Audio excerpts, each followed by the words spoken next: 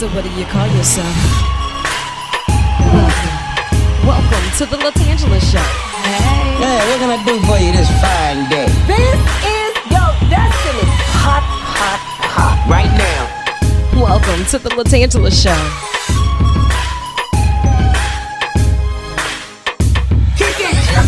Come on in and enjoy yourself. Right now. We gon' party like no one else. Welcome to the LaTangela Show. Whether make it time sensitive.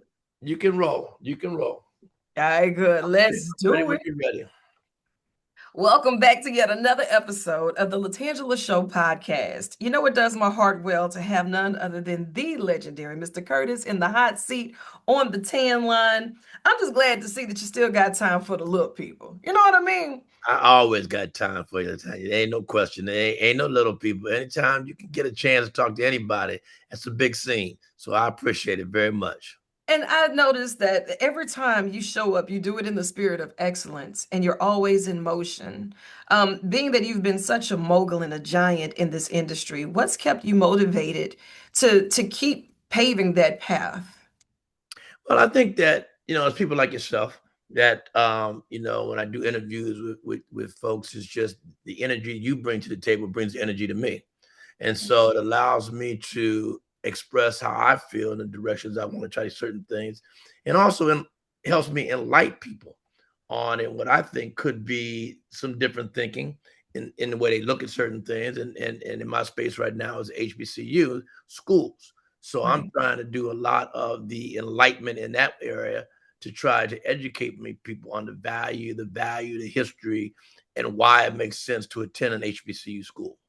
Absolutely. And so many different changes are going on. And when you have the platform and the reach and the relationships with the consistency that you've had, it's almost impossible for them not to listen to you. Because if it's something that you're bringing to the table, they know it's important. But then you start bringing all of the facts.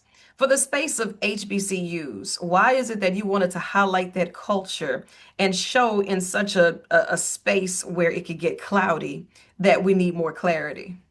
Well, I think the thing is that I'm trying to help young folks really understand their history. I think one of the bad parts about what's going on right now is many, middle class African American parents want their kids to have great education. Well, nothing's wrong with that. The problem is that they lose a little focus with that, and the fact that they don't know who they are. And the one thing that HBCUs bring to the table is they teach you to be who you want to be. And they educate you in a way that if you follow the path right, you'll come out saying, damn, I'm glad I went to Tennessee State, or damn, I'm glad I went to Howard for these certain reasons, because it put something in my head that I didn't know before. It helped educate me in a way that I didn't think I could be educated. Instead of being a number, you now are a person. And that is one of the things that's lost with the PWIs out here, because they look at us as a number. All they're trying to do is get their quality up, or quantity up rather. They want to make sure that I got a certain amount of African Americans or multicultural kids attending a school versus an HBCU who is concerned about the well-being of attending an HBCU. And I think that's one of the things that I'm trying to encourage more to parents to look at that. Now, they're up against the fence because the world is hard now. It's all the dollars and cents, and unfortunately, HBCUs in their own way cannot compete totally on the financial side, but it's where as I look at it, the wherewithal of the growth of what you learn. There's nothing like it, and it's amazing to me if you're in a group of parents today who are talking about education, talking about direction of their kids, and some of them have attended HBCUs and some of them haven't. The ones who haven't will always say, "I wish I would have known." Yeah. And that's where we lack. We don't do a good job because the people who are encouraging us in schools don't look like us. So They're not saying, hey, you should go to an HBCU. They're saying, hey, if you've got a decent, GPA, go over here, go over there, versus supporting the HBCU like we should be supported. And I think that's a sad story. Because even when you say knowing the history and the legacy, even some of the opportunities that we have at HBCUs, when you start talking about the legacy piece of the families that attended these universities, right, or even the programs that's available from our engineering to our nursing, we mhm, have the Southern University right here in our backyard, and they're right. across the globe for many things. And sometimes, if you're so close to it, you become numb to it. Yes, you do. The facts are the facts. And when you Yes, you start do. highlighting it the way that you do, even Right, with the wraparound services after the fact, because that's right. one big black book across the nation. If you look Hmm. around, Southern University has produced some amazing people that's gone out and done some Exactamundo. wonderful I things. totally agree with you on that. And that's the lost piece. I'm telling you that I think we tend to forget. It's short. I mean, the history has been, which we've been kicking off a lot of it, is black college sports. But Yeah, really across the line is really the full package. And when you understand the full package, the lifestyle, the education, the culture, yeah, and then you sprinkle in the sports with that, you become full body. And that's one of the things that we're trying to strengthen every day with HBCU Go is to provide people with that kind of visibility that they understand that I don't want to be one dimensional. I got to have the total package when I walk out. And if you play your cards right as a HBCU student, you walk out with that full deck and right. from head to toe. And if you have confidence in yourself when you walk out, which I believe HBCUs build that for you, then you believe when you walk in the door, I can compete with anybody in the world. I don't matter what university I come out of, Right. put me in that seat. And I always say to people all the time, to me, I am the prime example of a guy who came out of a small HBCU, Central State University in Ohio, 3,000 students with a PE major, and I'm sitting in 3 or 4 Hall of Fames, getting ready to go into another one, on Thursday. That's to me, you can't look up at HBCUs and say you can't accomplish what you don't want because you can. Exactly. And you've been a megaphone for so many different things and highlighting the culture in the best way for many years. And congratulations on that induction to the Cable Hall of Fame. And Thank you're you. representing the industry recognition of both your leadership and the growth of HBCU focused media. And you're still just warming up. How about I it? appreciate it. I How appreciate about that? that. Now, Mr. Curtis, you mentioned about sports being a big draw for us. Now, do you think that sometimes it's the shift of the mentality and the way that we prioritize things? Knowing that we have so many wonderful things that's on their campus, we have to draw them in where we can and then keep them. How do we take what we know is a draw and start educating others to even those across the table to say that maybe this is something that we want to pour into as well because it is such a highlight in communities. Well, I think one of the things we've got to do is one of the hardest parts in to achieve, and I'll make that word achieve in a certain way, is that we don't do a good job marketing ourselves. And that's one of the things that HBCUs have really been on the back step across the board. They haven't done a real strong effort of really marketing the value of the schools. You look at other PWIs, they're all over the place. Billboards here in the air, all over the place, promoting whatever they have. We depend a lot of it on word of mouth. We depend a lot of it on generations. My uncle went there, my father went there, my mom went there, blah, blah, blah. But we have not done a good job of marketing our product out there in the street strong enough that people say, oh, I can't avoid this. I need to look at this. And then it's like if someone goes there that does have a big name, people are like amazed, like, why is that person going to an HBCU? They could be going such. Well, they understood. Someone got to them early and helped really walk them down the road to understand the value of attending one. And if we can become down the road to learn to market it better, that's going to be the real strength, I think, because I think one of the struggles that we have, if you look at out of the 107 historical Black colleges, if you look at a lot of the presidents who are current right now, HBCUs were built on educating Black folks because we Mhm. couldn't go to the PWIs. That world shifted quite a bit now. Right. And we've got to understand across the board, we've got to turn our schools into a business climate so that we can raise money and go to these corporations to help us drive dollars to help feed these young people who are coming in with knowledge, with a footprint of education in a way that they know how to incorporate out when they get out in the street. Yeah. We need to also further the growth of their minds because the world is changing dramatically with AI now, IT, Gemini, all the different gadgets out there that these young people are on, and get our stuff way ahead of the game. We've always been on the back door. That's It's like true. going to the back of the bus when we get on the bus. We've been on the back of the bus, and now we're trying to get to the front of the bus. And Mhm. that, it's like I've always said the words of slavery. Slavery is only thing about slavery in the old days that hasn't changed much from today's world is they just took the chains off of us. Our You mentality know is what? backwards. That is true. And so many people would get upset for you speaking that level of truth. You Oh yeah, know, it's to the point to where if we don't compete, if we don't invest in ourselves, if we there you don't go. believe enough in ourselves to toot our own horn and to make those investments, these young adults, these kids, they're not crazy. They're asking at the gate, what do you have to offer me what have you done with yours before I let you touch mine? And they're coming in with the next level of confidence, skill Right, set, and they're right. looking for an immediate return on whatever investment they give as well. So we have to be competitive in those spaces. Yeah, I think you just said it right there. One of the problems that we have in our whole culture, not just kids, is just the way we were built. Is we want the immediate attention. Why are we not getting that quick return? It Yeah, doesn't happen like that, and people have a hard time handling. I think that's why you have so many black men incarcerated right now because they wanted that immediate attention, and when that immediate attention didn't hit, they found other reins of trying to figure out ways in which they could make something to make it happen, but it wasn't the right way.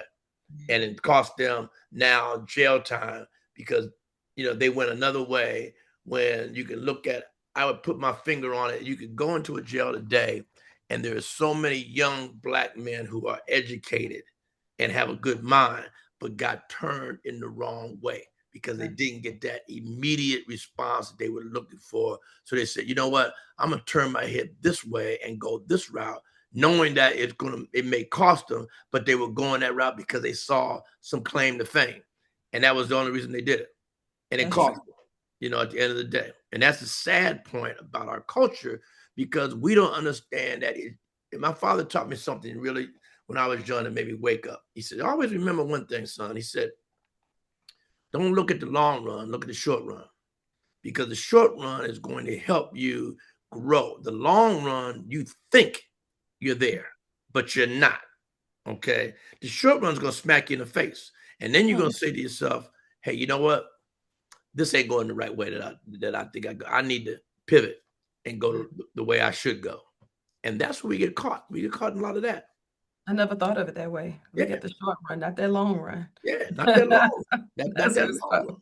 stuff. Not that long. And it's sad because, I mean, it's like I preach to my people every day in my staff. I say this about life, all the time is that everybody got a dark side.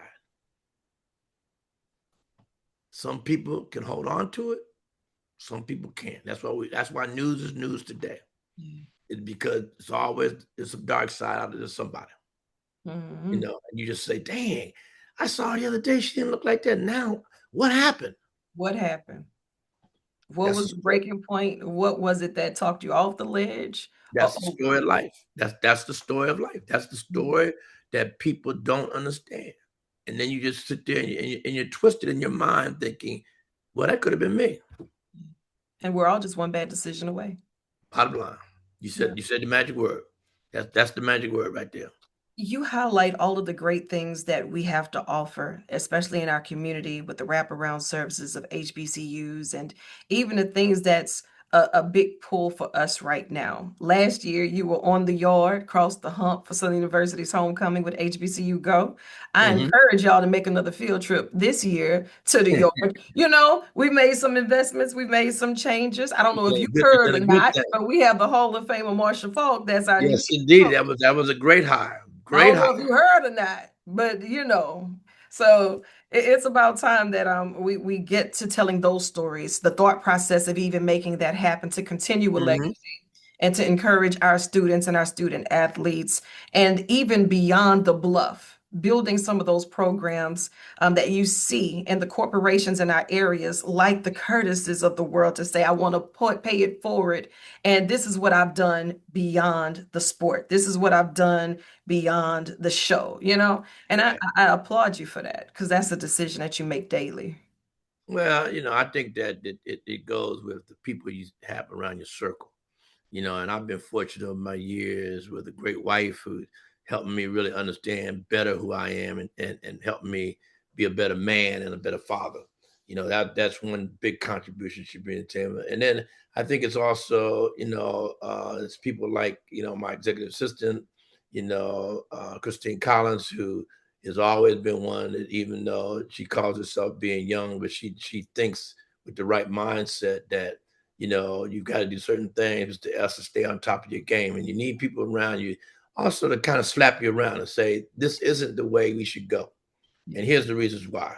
And in order to me to be a good leader, you have to listen. I'm trying to do a better job of it. I have a bad problem of over talking people all the time, because I have a thought while they're talking and I just jump in.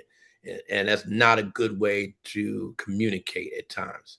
And I'm trying to work on that on my own side. But I think really the bigger thing is having good people around you who can continue to feed you what they think, and help build you in a way that, you build something. I mean, I look at it, 4 years of HBCU GO, going on our fifth year being October 11th of this year. I would have never thought we'd be here in 5 years. I thought this thing was maybe a 2-year run at the most. I thank Byron for bringing us in, but I really didn't know if we could make 5 years. And now that we've made 5 years, I'm looking for 10.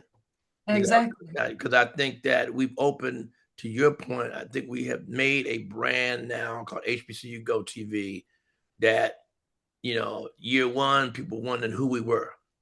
Year 5 coming in, people know who we are now. And we Yes. got a lot more respect in the street because of that. So, that's the kind of things that you really, really look at the intangibles and say, wow, you come a long way, in 4 years, going on your fifth year now. And that's a major step, because as I tell people all the time when I'm talking to young people, talking in meetings, it's taken some companies 15, 20 years to get there, you know, It and we've done a has. great job in going on our fifth year now, to where people sit there and they're amazed on the quality of our program, the quality of what we bring to the table, how we're handling our business, the whole 9 yards. But again, it's about the circle of people that you bring into the circle that, hold on for a second, Take your time. I meant to shut this off. The power of people you bring into it that help build you. And that's what Right. you got to look at. You got to look at that in I order to love that. survive. And going into your fifth year, you all have educated us through so many different layers. I like to call it edutainment, because while I you're like that. educating us, Like that you're word. entertaining us. I like that. One of the things that I would like to see, the relationships and how we think beyond the classroom, that Yeah. that lifestyle feel. We Yes. have a program here. It's called Building Beyond the Bluff. And when you Mhm. see those community stakeholders come in and how they do the apprenticeships and the mentoring programs with the students, it's just like a breath of fresh air. And it Yeah. shows the students that people are really investing into them, and you see their eyes light up. And when you highlight it the way you do, to say that it's still important to you years later to come back and help highlight that, that means more than you know, because you don't have this to do. Well, I mean, I think I take that back to my mother. My mother was very big. She was a teacher at Central State University in education for 40 years. And the one thing that I learned from her was giving back. I mean, I saw her truly educate young people that came into Central who couldn't read or write very well. And she was able to get those people to the Mecca as far as graduating. And I still hear from a lot of alumni who love her and just look at her. Her rap was Moss Simons. And so hearing that made me kind of build the same mentality that I always wanted to give back, regardless of my situation. Right. And I will continue to do it as best I can as I continue to try to grow within this business. I mean, because, on my mom's last day, she asked me the magic question, what's going to be your legacy? Mm. I told her, I said, all I know is I learned from you is giving back. That's all I can do. And so, if I can get a person a job, if I can get a person in school, you know, I'm getting there. You are. You're Thing doing is, a you job. never stop. You never want to stop. You always want to try to push all the buttons you can to get people in the right places because it's hard. It's hard, And I think the best line I had a time years ago was I was speaking at Hampton University at their communication week, and I was going through my resume, talking about I've been doing this, doing that. Young girl stood up. She said, "Mr. Symonds, I applaud all the great stuff you've done, and you've had a great career. But," she said, "here's my issue. To be very candid with you." She said, "I live in Norfolk. When I leave the campus, my situation isn't like your situation. I'm going into a house with 3 or 4 of my brothers and sisters.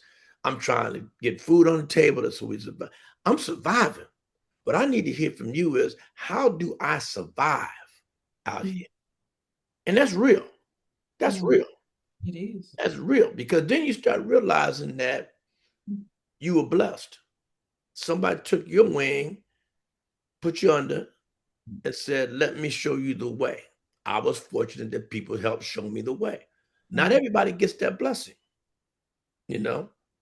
And And so, even for her to ask you for that level of transparency, you yeah, showed her a space where she could trust you enough to tell you that. That's a right. vulnerable space for somebody to tell you, Big look, I'm time. trying, but I'm struggling. Bottom line. Bottom line. You know what I mean? And it was a wake-up call for me, Mm. because I said to myself after she said that, I said, you know, why am I just sitting up here talking about what I did? What did you do out here? Maybe we reverse it. Tell Mm. me what you're doing, okay? Because that's what young people want to hear. See, we're caught up in too much of. I tell people all the time when they pull me up and want me to be on panel, I say, I'm not going to sit up here and talk about my wherewithals and what I've done. I need them to ask me questions on, how do they move the needle? Right. How do I get you to get up here? Because that's what young people need today. Young people in our circles don't understand how to grow because they haven't been pushed in the right ways to understand that button. So they don't think that way. They think another way. The And that's some support of our systems problem. look a lot different too. Yes. Yeah. Yeah, no question. I mean, that's just the life of the game out there. I'm so proud of you. And I know that Thursday can't get here fast enough. I want you to go out there, smile, take all the pictures, have enough fun for me. I'm gonna be at the house. I'm gonna make my little billboard right now. It's gonna be like, "Ah, congratulations." That's me cheering for you from the rafters. I need you to come back to Baton Rouge soon. I I got will do on that. the etouffee and all the good stuff. Pull up I, on me. I would do that. For you, I'm gonna make a trip, and I'm gonna come back that way to Baton Rouge, no question. All Say right, less. I How will can we do that. keep up with HBCU GO TV and all the great things you have going? Well, I mean, I want people to, number one, please check out our social. Our social is really starting to pop with our HBCU GO TV. So please keep an eye on that. We're all over Instagram, Facebook, and X. We need more people talking about us, because the only way you grow is from the grassroots.